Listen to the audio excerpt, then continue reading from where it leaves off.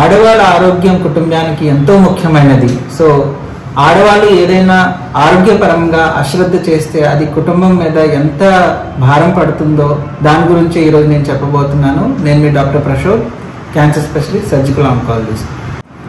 ఆడవాళ్ళు మామూలుగా కుటుంబంలో ఒక భాగంగా మొత్తం వాళ్ళ మనసంతా పిల్లలు, వాళ్ళ భర్తని సంక్షేమం గురించి ఆలోచిస్తూ ఉంటారు. ఇలాంటి ఆలోచనలో ఉన్నప్పుడు తనకున్న ఆరోగ్యాన్ని వాళ్ళు పక్కన పెడతా ఉంటారు. అందుకనే ఈ క్రమంలో మనం ఏం చూస్తూ ఉంటామంటే మన హాస్పిటల్లో కానీ ఎక్కువ మంది ఆడవాళ్ళు అడ్వాన్స్ స్టేజ్ అంటే కొంచెం ముదిరిపోయిన క్యాన్సర్తో వస్తూ ఉంటారు.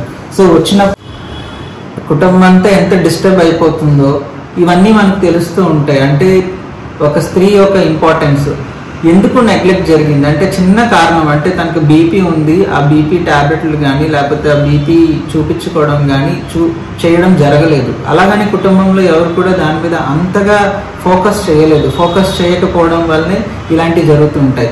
ఇది మనం చూస్తున్న చిన్న చిన్న సమస్యలు ఏదైతే బీపీ కానీ షుగర్ కానీ అలానే క్యాన్సర్లో కూడా మనం ఈ అశ్రద్ధని చూస్తూ ఉంటాము, చాలా తరచుగా చూస్తుంటాము. అందులో చాలా ముఖ్యమైనది ఏంటంటే రొమ్ము క్యాన్సర్. రొమ్ము క్యాన్సర్కి సంబంధించిన ఏదైతే నేను చూస్తున్న నా రొటీన్ ప్రాక్టీస్లో ఒక స్త్రీ రొమ్ము క్యాన్సర్లో ఒక అడ్వాన్స్ స్టేజ్లో వస్తుంటే మాత్రం అది చాలా బాధాకరం. ఎందుకు అడ్వాన్స్ స్టేజ్లో వస్తున్నారు, అసలు ఏంటి పొరపాటు, ఎక్కడ ఏమైనా నెగ్లిజెన్స్ జరిగిందా? ఒక్కసారి అడ్వాన్స్ స్టేజ్ అంటే ముదిరిపోయిన స్టేజ్తో వచ్చినప్పుడు ఆ స్త్రీయే కాకుండా వాళ్ళ కుటుంబ సభ్యులు అందరూ బాధపడుతూ ఉంటారు. అంటే ఎక్కడ మనం దీన్ని కనిపెట్టలేకపోయామని. సో దీనికి ఏంటంటే ఆ స్త్రీ పట్ల, ఆరోగ్యం పట్ల ఆసక్తి వేరే కుటుంబ సభ్యులు కూడా గుర్తు చేస్తూ ఉండాలి. ఎందుకంటే తన పనిలో పడిపోవడం వలన ఎటువంటి జాగ్రత్తలు తీసుకోలేదు. తర్వాత ఎవరి పనులు వాళ్ళు చేసుకుంటే కొంత టైం ఇంట్లో ఆడవాళ్ళకు కూడా దొరుకుతుంది. కాబట్టి ఈ యొక్క సందేశం నేను చెప్పబోతున్నాను. ఈ రొమ్ము క్యాన్సర్కి మనకు అందరికీ తెలుసు, సెల్ఫ్ బ్రెస్ట్ ఎగ్జామినేషన్ అని చేసుకోవాలి. సెల్ఫ్ బ్రెస్ట్ ఎగ్జామినేషన్ స్నానం చేసేటప్పుడు నెలకొక్కసారి చేసుకుంటాం. ఈ పద్ధతి ప్రతి ఇంట్లో జరుగుతూ ఉండాలి, అది నార్మల్గానే జరుగుతుండాలి. సో నాకు వచ్చిన పేషెంట్స్ ఎవరైనా ఇలా ముదిరిపోయిన స్టేజ్లోకి వస్తే మాత్రం వాళ్ళని అడిగినప్పుడు వాళ్ళు చెప్పే సమాధానం ఏంటంటే రొమ్ము క్యాన్సర్ అన్నది ఒక ప్రైవేట్ ఆర్గన్, ఒక ప్రైవేట్ పార్ట్. అంత త్వరగా చెప్పాలి అనే ఆలోచన కూడా రాదు. ఒకవేళ అది ఉన్నా కానీ చాలా మట్టుగా రొమ్ము క్యాన్సర్స్ నొప్పి ఇవ్వవు అన్నప్పుడు అది ఏం చేస్తుందిలే అనే ఒక ఆలోచన వాళ్ళ మనసులో ఉంటుంది. అది నొప్పి లేనందు వలన వాళ్ళకి అది ఏమీ ఇబ్బంది చేయట్లేదు కదా అని ఇతరులకు చెప్పడం కానీ దాని మీద ఏమైనా టెస్టులు చేయించుకోవాలన్న ఆలోచన ఉండదు. చాలామంది ఆడవాళ్ళకి కూతుర్లున్నా, చెల్లెళ్ళున్నా, అక్కలున్నా కొంచెం వాళ్ళు షేర్ చేసుకుంటారు. కానీ ఒకవేళ ఎటువంటి ఒక స్త్రీ ఇంకో స్త్రీకి చెప్పగలిగే సమస్య ఉంటే మాత్రం చెప్పుకుంటారు. కానీ కొన్నిసార్లు వాళ్ళకి ఆ చెప్పుకునే అవకాశం కూడా ఉండకపోవచ్చు. సో ఇది ఫస్ట్ కామన్ రీజన్ నేను నా ఓపిడిలో చూసేది. తర్వాత కొన్ని కారణాలు ఏంటి అంటే అసలు మనకి స్క్రీనింగ్ టెస్ట్లు ఉంటున్నాయి. వంశపారంపరంగా వచ్చిన ఏదైతే క్యాన్సర్లు ఉన్నాయో దాని మీద అవగాహన ఉంటుంది. అయినా కానీ మనం ఈ యొక్క క్యాన్సర్ యొక్క స్క్రీనింగ్ని నెగ్లెక్ట్ చేస్తూ ఉన్నాం. నెగ్లెక్ట్ చేయడమే కాకుండా కొంతమంది రొటీన్గా చేయించుకుంటారు. కానీ రొటీన్గా చేయించుకున్నా కానీ కరెక్ట్గా వెళ్ళిన డాక్టర్ అంటే ఎవరైతే స్పెషలిస్ట్ ఉన్నారో వాళ్ళ చేతుల్లోకి వాళ్ళు వెళ్ళట్లేదు. సో ఇన్ని రకాలుగా మనం మిస్ అవుతున్నాం. మనకి ఇప్పుడు 2 కేటగిరీస్లో తీసుకుంటే రూరల్ పాపులేషన్ అంటే విలేజ్ నుంచి వచ్చేవాళ్ళు, అర్బన్ పాపులేషన్ అనేది 2 పాపులేషన్స్ తీసుకుంటాం. యూజువల్గా విలేజ్ నుంచి వచ్చిన వాళ్ళకి అసలు ఎటువంటి అవగాహన ఉండదు, ఎటువంటి హెల్త్ అవేర్నెస్ అంటే ఇప్పుడు ఇలా self breast examination or breast self examination అన్న టెక్నిక్ ఉంది అన్న విషయం కూడా తెలీదు, స్క్రీనింగ్ మెథడ్స్ గురించి తెలీదు. ఇవన్నీ మనం పిహెచ్సిస్ నుంచి తర్వాత ఆయాస్ కానీ లేకపోతే ఆశా వర్కర్స్ ద్వారా మనం చెప్పగలిగితేనే ఆ రూరల్ పాపులేషన్లో మనం ఏదైనా ఎర్లీ స్టేజ్లో ఉన్న రొమ్ము క్యాన్సర్ని మనం ముందుగానే కనిపెట్టచ్చు. కానీ చాలా మట్టు ఎన్జిఓస్ మాత్రం స్పీక్ అబౌట్ ద క్యాన్సర్ అని ఒక టర్మ్, అంటే దాని గురించి మాట్లాడండి. అంటే ఇది భయపడడానికి కాదు, భయపెట్టడానికి కూడా కాదు, క్యాన్సర్ గురించి మాట్లాడుకోండి అని చెప్తున్నాం. ఎందుకు మాట్లాడుకోవాలని చెప్తాం అంటే దాన్ని ఏమైనా ఎర్లీ స్టేజ్లో మనం కనుక్కోగలిగితే దాన్ని కంప్లీట్గా మనం ట్రీట్ చేయగలుగుతాం. సో అందుకే మాట్లాడగలగాలి. చాలా మంది ఆ క్యాన్సర్ అన్న పదంతోనే భయపడి మాట్లాడకపోవచ్చు, లేకపోతే చాలా మంది మనసులో ఉంటే చాలా రకాల ట్రీట్మెంట్ చేసేస్తారేమో అన్న భయంతో కూడా దాచుకున్న వాళ్ళు ఉంటారు. వాళ్ళే మనకి అడ్వాన్స్ స్టేజ్లో వస్తారు. సో మనం ఇలా దాచుకునే ఎవరైతే ఉంటారో వాళ్ళకి నేను క్లియర్గా మెసేజ్ చెప్పదలుచుకుంది ఏంటంటే, మనం స్పీక్ అబౌట్, మాట్లాడాలి, క్యాన్సర్ గురించి మాట్లాడాలి. మన ఒంట్లో ఏ సమస్య ఉన్నా చెప్పుకోగలగాలి, మాట్లాడితేనే దానికి ఒక పరిష్కారం ఉంటుంది.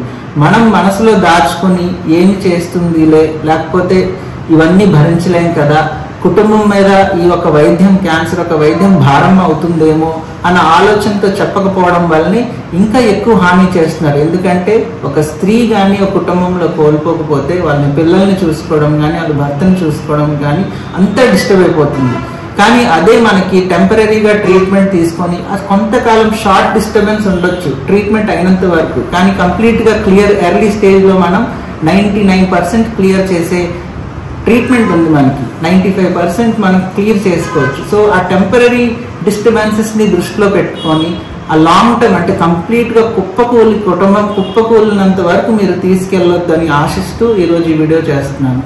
అలాగే మనకి సర్వైకల్ క్యాన్సర్, అది కూడా ఒక ప్రైవేట్ పార్టే. అదేంటి, గర్భసంచి మూతి ద్వారా ఆడవాళ్ళకి వచ్చే మోస్ట్ కామన్ క్యాన్సర్ ఈ రెండింటి గురించి చెప్పుకోవడానికి చాలా సిగ్గుపడతా ఉంటారు. కానీ సమస్య వచ్చినప్పుడు సిగ్గుపడకుండా చెప్పుకోగలగాలి. అది డాక్టర్ దగ్గర చెప్పుకోవాలి, లేకపోతే మీ నచ్చిన వాళ్ళు ఎవరైతే ఉంటారో వాళ్ళకి చెప్పుకోగలగాలి.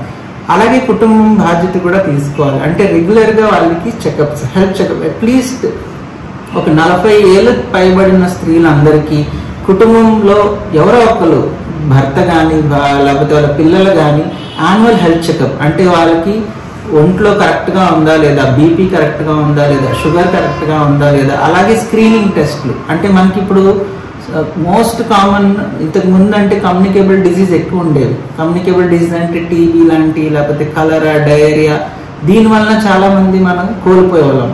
కానీ ఇప్పుడు పరిస్థితి అలాగ లేదు. కమ్యూనికేబుల్ డిజీజ్కి మంచి ట్రీట్మెంట్ వచ్చేసాయి. ఇప్పుడంతా నాన్ కమ్యూనికేబుల్ డిజీజ్ అంటే ఏంటి, ఈ బీపీ వల్లనే మనకి హార్ట్ అటాక్లు, బ్రెయిన్ స్ట్రోక్స్ రావడం, తర్వాత షుగర్, ఈ డయాబెటీస్ వల్లనే చాలా మట్టుగా కిడ్నీలు దెబ్బతినేయడం. ఈ డయాబెటీస్, హైపర్ టెన్షన్ రెండు కలిసే అనుకోండి, ఇది హార్ట్ మీద కూడా భారం పడుతుంది, బ్రెయిన్ మీద కూడా భారం పడుతుంది.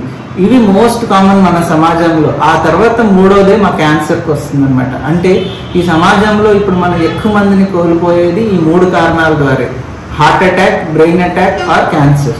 సో ఈ క్యాన్సర్స్ని మనం ఎల్డర్లీ స్టేజ్లో వస్తుంది అంటే అది వేరే విషయం. కానీ ఎర్లీగా మనం రికగ్నైజ్ చేయలేకుండా వీళ్ళు కోల్పోతున్నాం అంటే అది కేవలం మన పొరపాటే. అంటే సమాజంలో కుటుంబం పొరపాటు, అలాగే మన పాలసీస్, హెల్త్ మేకర్స్, హెల్త్ పాలసీస్లోనే పొరపాటు జరుగుతుంది.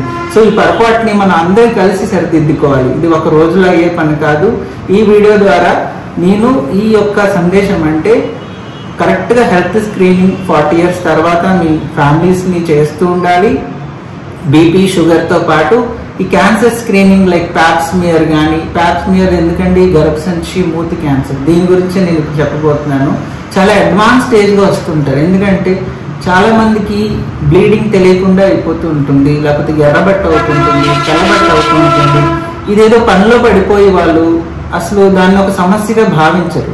చాలా మట్టుగా ఆడవాళ్ళు నేను చూసింది ఏంటంటే, తెల్లబట్ట అవుతుంది కదా అని అలా ప్యాడ్స్తో మెయింటైన్ చేయడమే ఉంటుంది. పల్లెటూరులకి అయితే అసలు చెప్పక్కర్లేదు. ఎందుకంటే వాళ్ళు వాళ్ళ కూలి పనులు కానీ వాళ్ళ రొటీన్ పనులకు వెళ్ళిపోతూ ఉంటారు. అసలు దాని పెద్ద సమస్య కానీ వాళ్ళు పరిగణనలో తీసుకోరు. మా దగ్గరికి వచ్చేసరికి ఎప్పుడైతే ఎక్కువ నొప్పి, ఎక్కువ బ్లీడింగ్, ఒంట్లో రక్తం శతం పడిపోయి బాగా నీరసం అయిపోతే కానీ మా క్లినిక్కి రావట్లేదు. అంటే అలాంటి పరిస్థితుల్లో వస్తున్నారంటే అది అడ్వాన్స్ స్టేజ్ అయిపోతుంది. సో అడ్వాన్స్ స్టేజ్ అయినప్పుడు మనం దానికి ట్రీట్మెంట్ చేసే ఏదైతే పద్ధతి ఉంటుందో అది అంత బాగా పనిచేయదు. పని చేసినా మనకి సక్సెస్ రేట్స్ చాలా చాలా తక్కువ.